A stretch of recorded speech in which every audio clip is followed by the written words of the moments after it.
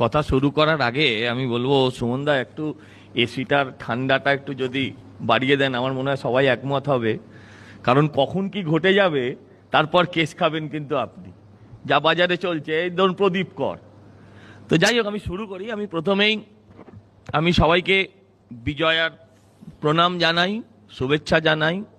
দীপাবলি আগাম জগদ্ধাত্রী পুজো, মমতাদি বলেছেন ছটি ছটি মাইয়া, সেই ছট পুজো এবং বাংলার ঝুটি মাইয়া, সবাইকেই প্রণাম জানিয়ে আমি দু চারটে কথা বলবো।